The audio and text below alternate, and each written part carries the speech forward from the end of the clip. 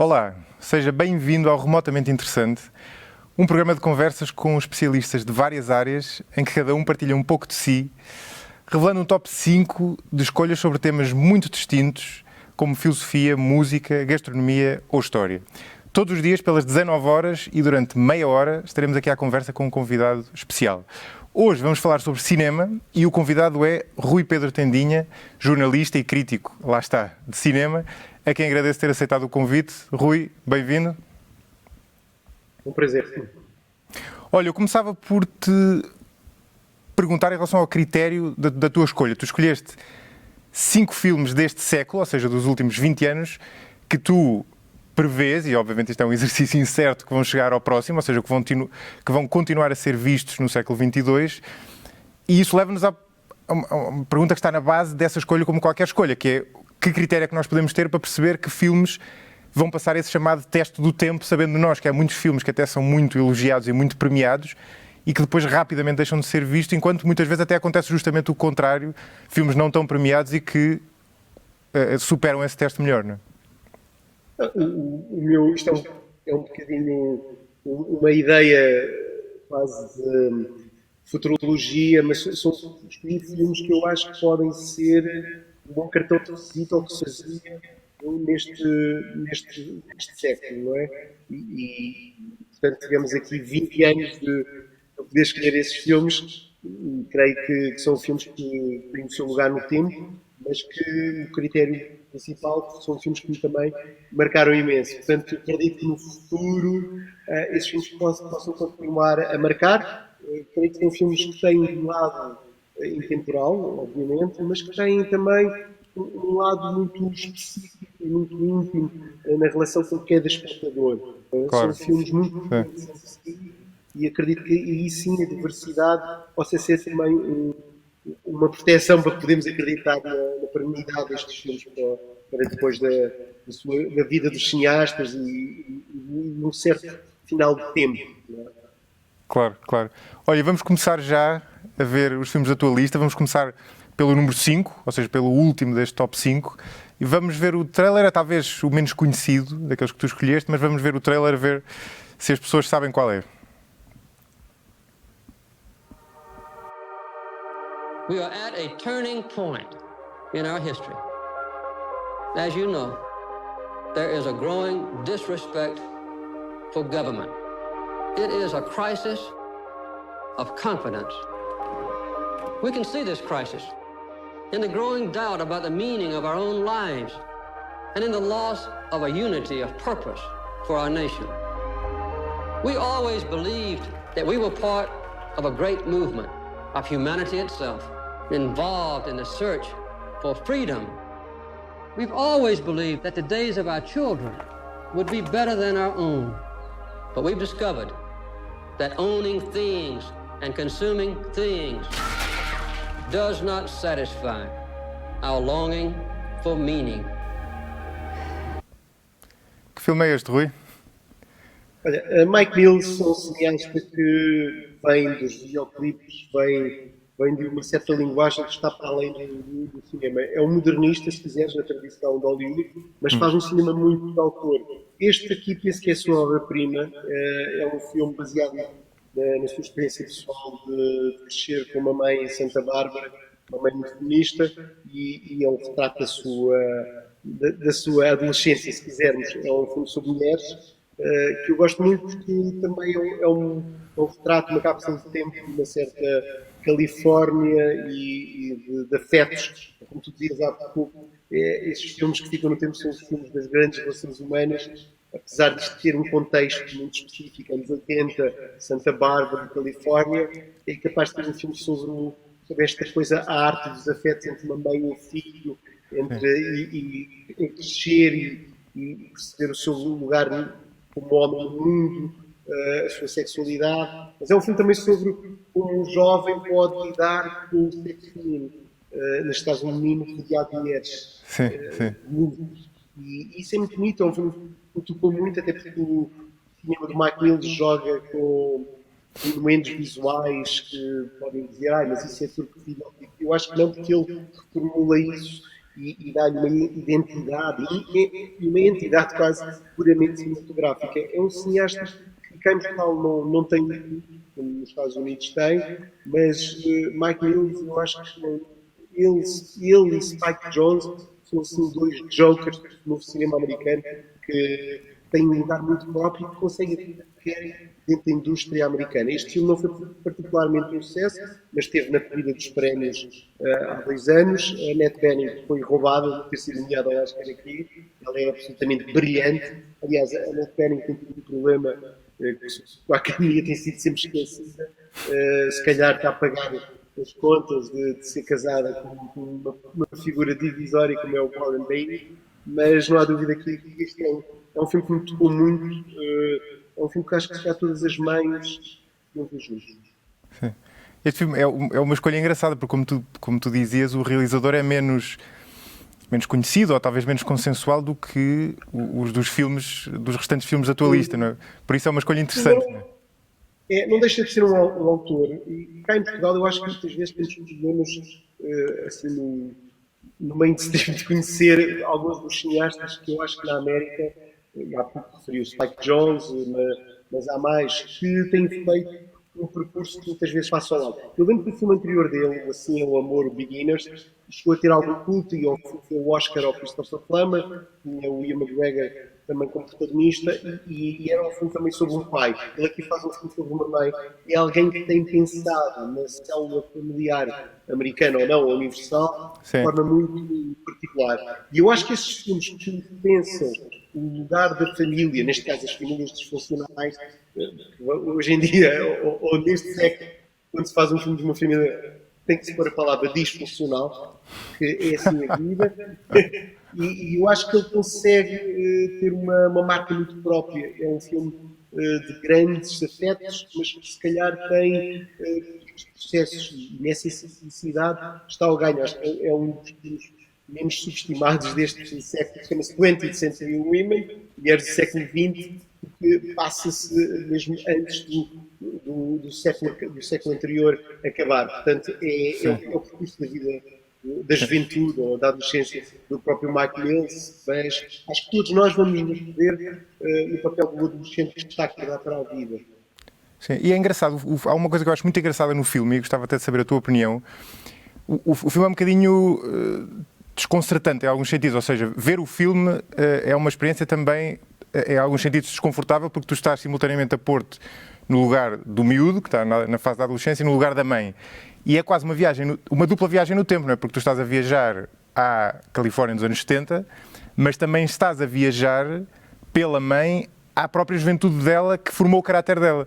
E ela é uma personagem muito engraçada, porque ela é uma pessoa que foi uma mulher livre no tempo dela, não é? Que trilhou o seu caminho, que pensava pela própria cabeça, muito progressista, provavelmente, e que de repente se encontra ali numa posição, para ela, que tu vais percebendo que é cada vez mais desconfortável, e aliás percebe-se bem neste discurso do Jimmy Carter, que aparece na parte do trailer que nós vimos, que é uma cena muito engraçada, porque há uma cena em que eles estão todos a ver o discurso e ficam todos a achar que o homem tinha dado um tiro no pé, menos ela, que adorou o discurso porque se identificou com a crítica social que ele estava a fazer.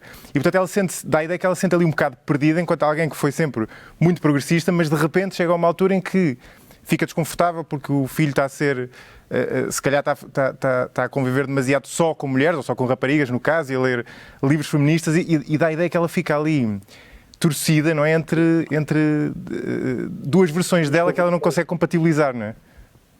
Tem a ver com uma passagem da vida e pormos, se calhar, algumas das nossas experiências como não adquiridas. Chama-se as dissonâncias cognitivas. Exatamente. A passagem, e aquilo é uma personagem que está depois dos 50, a passagem de uma certa idade, e eu acho isso muito, como tu dizias, também desconcertante. E o lugar do espectador neste filme é posto numa zona não confortável e também me atrai. Agora, perguntando, este filme vai aguentar a passagem do tempo? Eu penso que sim, como quase um novo clássico de conseguir repensar esta ideia da família desfeita americana. Se calhar, se vamos agora ver filmes do outro século, estes retratos de família eram sempre também com uma dose algo moralista. Aqui, se calhar, o moralismo está um canto e é isso que também torna este filme diferente. Sim, concordo. Olha, vamos ver o número 4 da tua lista. Este é um filme mais conhecido, acho que as pessoas vão reconhecer. Vamos ver, que na verdade são 2 filmes, aliás, nós vamos ver o trailer do primeiro agora.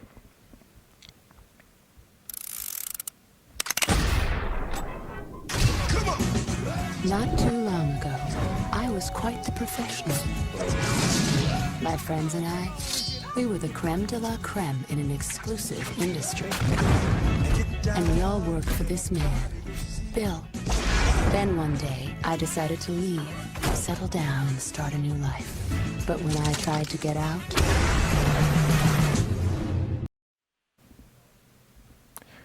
Rui, tu escolheste... Como cineasta mais conhecido, né? Quentin Tarantino. E a minha escolha não é muito óbvia, mas porque eu acredito que os outros 2 filmes que eu gosto mais do Tarantino, Jackie Brown e Pulp Fiction, são de outro século. Não dava. Não dava. Mas deste século podem dizer até o próprio Era Uma Vez em Hollywood tem mais aclamação que este, ou mesmo o Django Libertado. E confesso que foi muito difícil escolher o que mesmo por um filme do Tarantino, porque eu acho que o Tarantino também é intemporal e será sempre intemporal.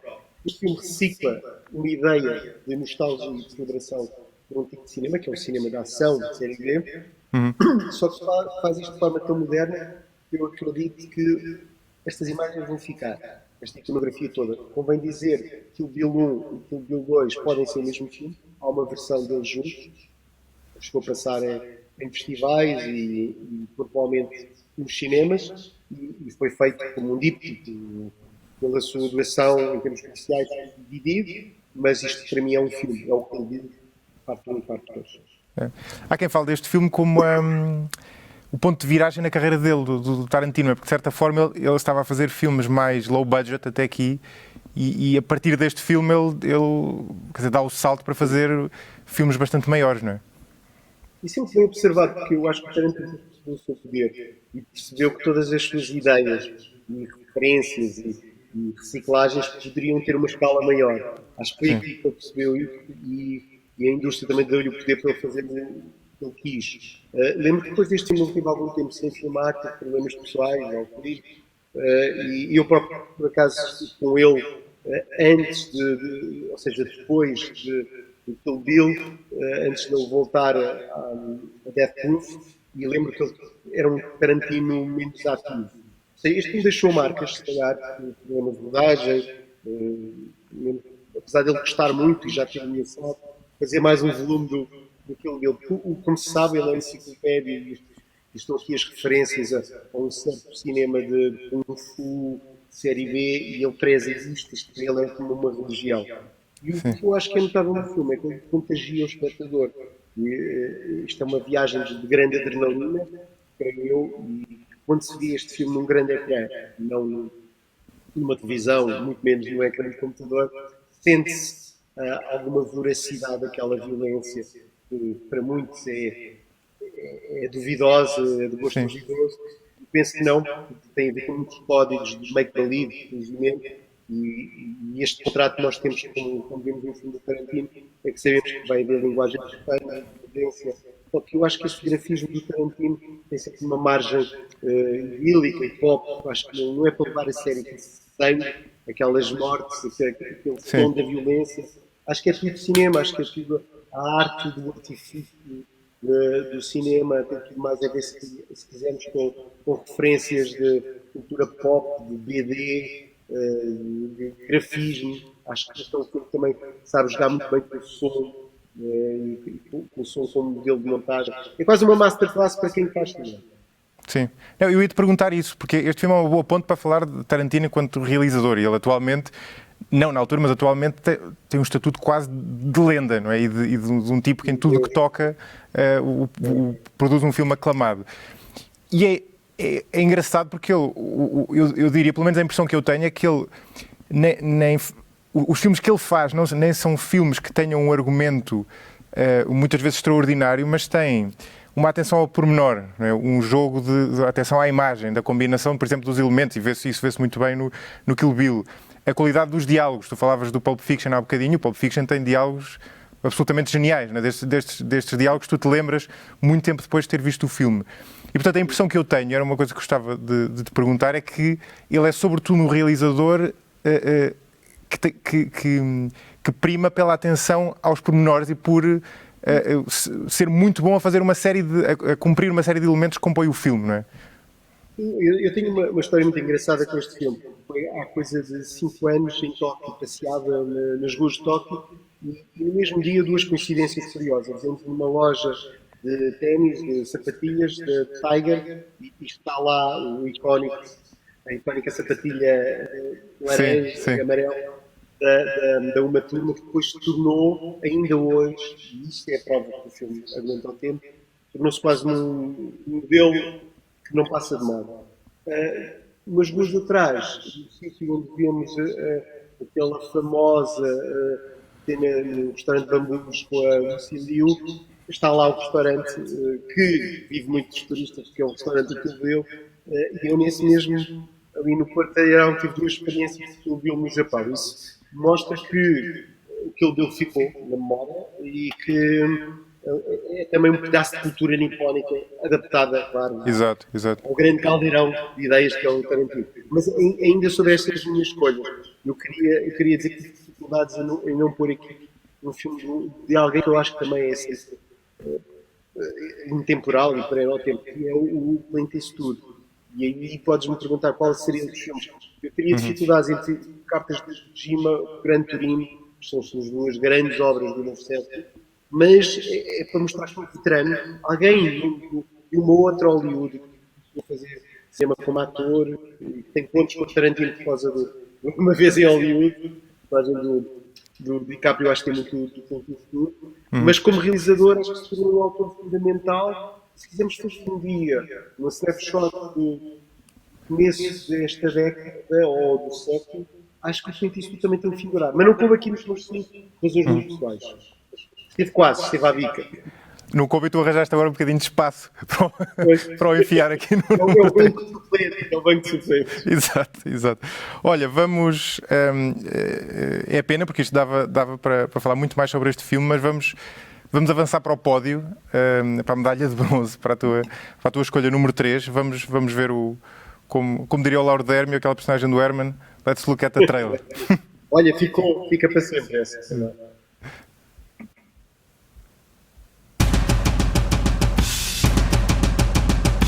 My name is Jordan Belfort. The year I turned 26, I made $49 million, which really pissed me off because it was 3 shy of $1 million a week. We're making a name for ourselves. Nobody knows if the stock is going to go up, down, sideways, or in circles. You know what a Fugazi is? Oh, Fugazi, it's fake. Yeah, Fugazi, Fugazi, it's a wazi, it's a woozy, it's a fairy dust. O Lobo de Wall Street, Rui, não é? É verdade. Aqui também é o exemplo de um dos mestres do cinema que se conseguiu adaptar ao novo século e apresentando esta obra-prima que eu acho mesmo agora, depois do Silêncio, depois agora do Irlandês, continua a ser o mais forte do ponto de vista. E se quisermos dar um exemplo para o próximo século, o filme que vai continuar vai ser este. É um filme que tem uma linguagem cinematográfica absolutamente intemporal, é um filme de todos os tempos e é um filme que eu acho que vai resistir porque contamos um pedaço de um sonho americano que eu também acho que continua a ser, as devidas distâncias, sempre atual. Se calhar esta coisa do dinheiro, da ganância americana, pós-Covid ou antes-Covid, há que ser sempre um tópico. E ele filma aqui com um lado de conto de moral ou fábula de lenda, no caso verdadeiro, neste caso de um golpista chamado Jordan, de um golpe em Wall Street, mas que simboliza uma ideia da América desviante e do sonho americano perdido, digamos. Sim. Este filme é mais uma colaboração entre o Scorsese e o Leonardo DiCaprio, e uma impressão que eu tenho em relação ao DiCaprio é que ele não sabe fazer filmes maus, praticamente. E pergunto-me sempre se ele não sabe fazer filmes maus porque escolhe os filmes certos ou se porque ele próprio faz os filmes bons, não é? É uma boa questão, mas eu acho que ele tem sabido fazer uma coisa inteligente, que é os projetos consoante os cineastas. É raro ele a fazer um filme de um cineasta sem provas dadas, se nos vai. Sim. E aí concordo contigo, é dos atores de Hollywood que sabe escolher melhores projetos. Claro que um ou outro projeto, como por exemplo o filme do Ridley Scott, não teve o sucesso que se esperava, mas é alguém que sabe sempre guiar-se dos melhores projetos, mas também tem estatuto para isso, chegam-lhe sempre os melhores convites, não é? Agora, ele tem sido fiel ao Scorsese, falamos a preparar um próximo filme do Scorsese, e nesse sentido, creio que é fácil não errar, porque está sempre rodeado dos melhores. Claro. E este filme é engraçado, porque é um destes filmes que faz jus àquele dizer comum de que a realidade supera a ficção, não é? Isto é baseado numa história real, mas era difícil encontrar uma história, ou era difícil inventar uma história tão vertiginosa como esta, se tivesse sido escrita, não é? Sim, muitas vezes o cinema dá histórias que nós não sabemos que deveriam ser verdadeiras, que são verdadeiras, e depois ficamos espantados, não é? Sim, exatamente. Há uma crítica que foi feita ao filme, eu não sei se tu concordas, mas o cinema muitas vezes é um meio utilizado para passar uma mensagem moral, e aliás o próximo filme que nós vamos ver é muito distinto deste até nesse aspecto, não é? E muitas vezes espera-se que o realizador passe uma determinada mensagem. E no caso do Lobo de Wall Street houve várias críticas de que o filme era amoral, de certa forma, ou seja, que retratava sem ser crítico. O que é que tu achas em relação a isso? Há um fascínio por aquilo, mas o Scorsese fez bem também, quando faz filmes sobre os mafiosos, ele não os destrói. Há sempre uma certa pompa em relação à figura do criminoso, do mafioso.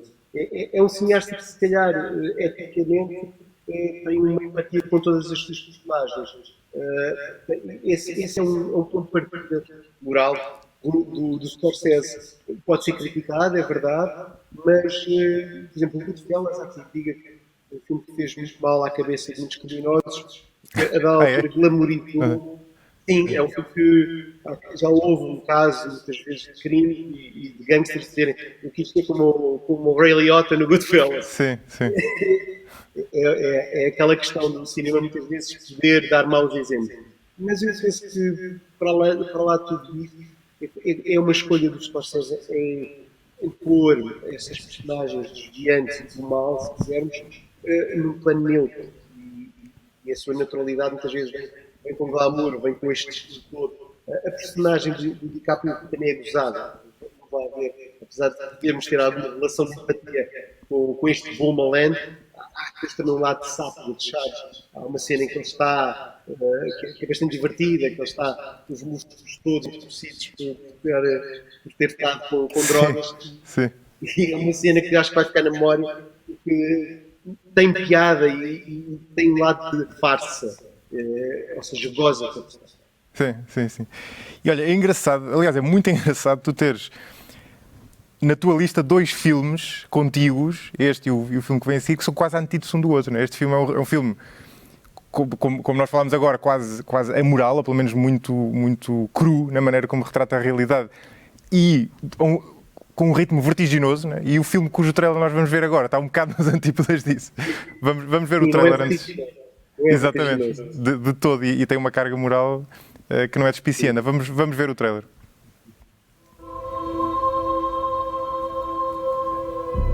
There are 2 ways through life.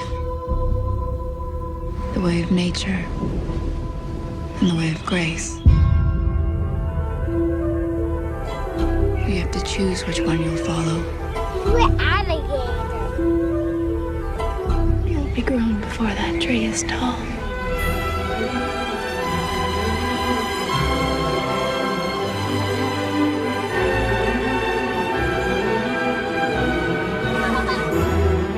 It takes fierce will to get ahead in this world.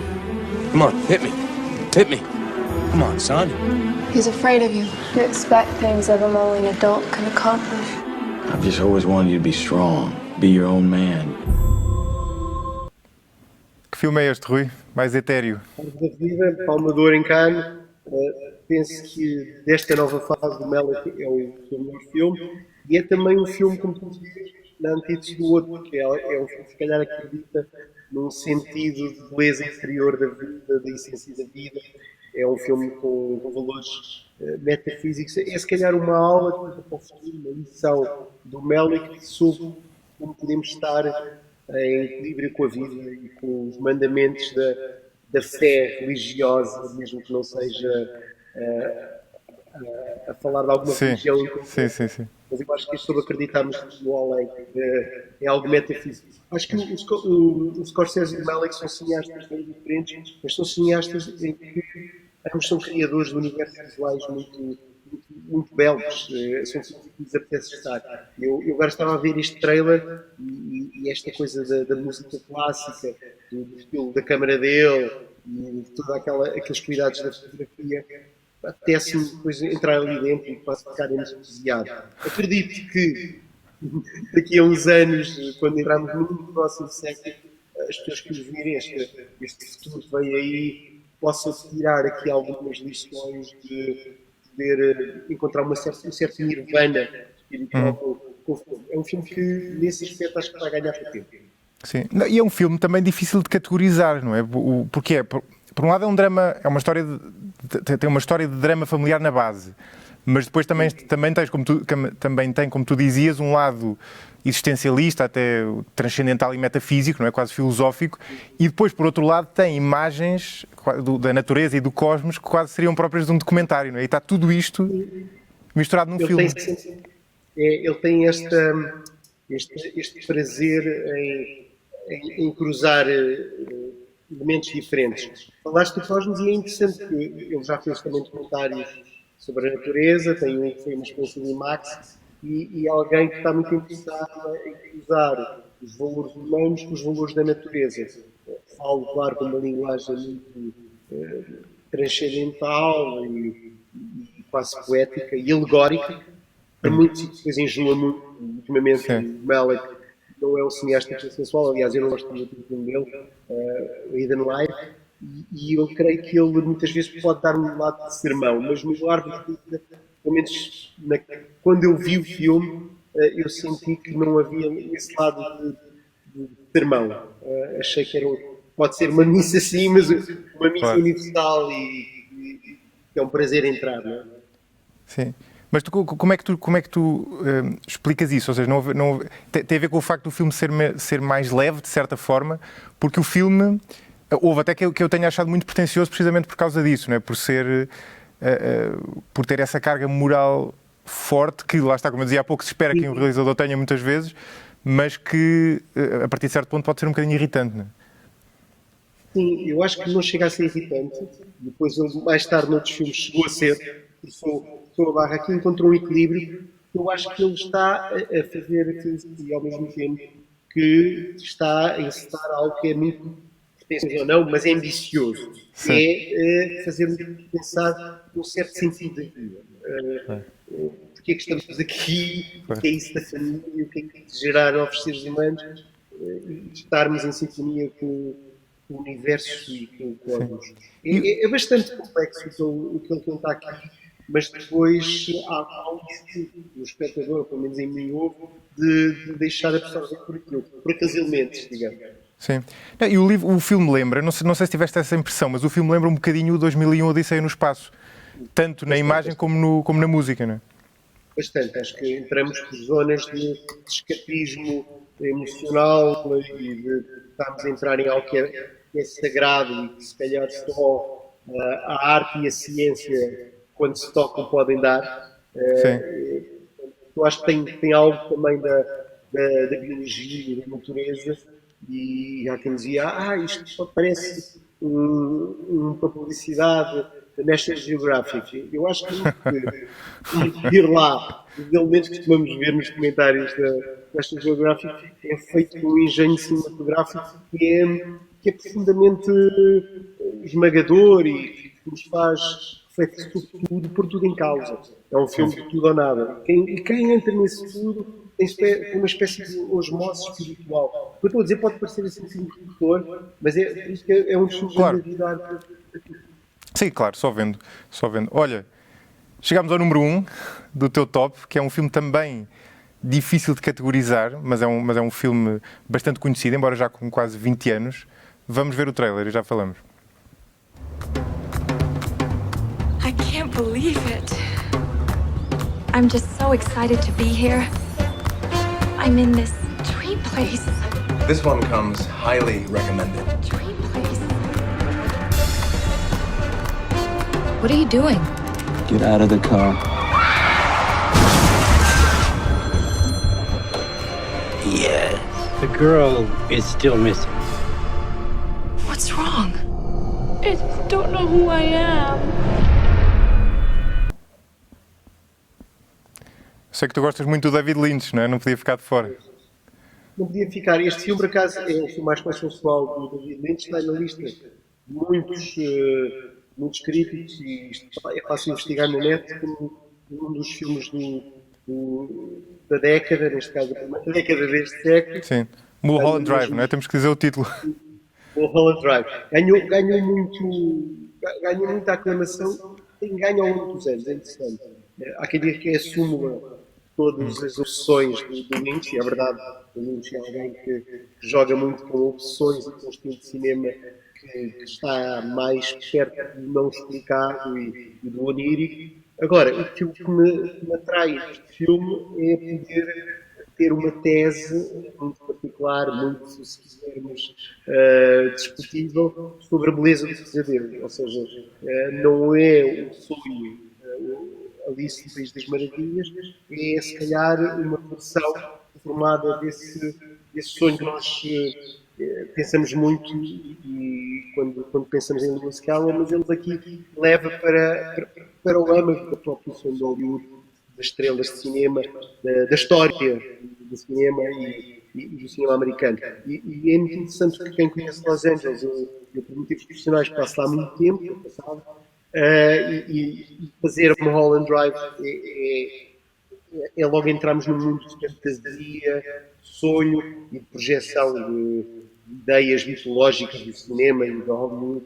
E o filme tem lá isso tudo, mas com aquela bizarria fulgurante, digamos, do David Lynch. É um universo que me atrai muito e que tem muitos pontos de exploração artística que podem ir da pintura à performance visual. Portanto, é um filme que eu acho que, com todos os seus requintes estéticos, pode durar no tempo. E pode ser, sobretudo, para quem está a descobrir que era isso do cinema mais surreal, do cinema americano, é uma excelente amostra, se calhar a melhor possível, de que não é preciso contar uma história do ponto A mais B e podemos perder pelos mistérios de um filme e dos seus significados. Ou seja, este filme é a prova que, se calhar, não temos que explicar todo o que nós sentimos a ver um filme.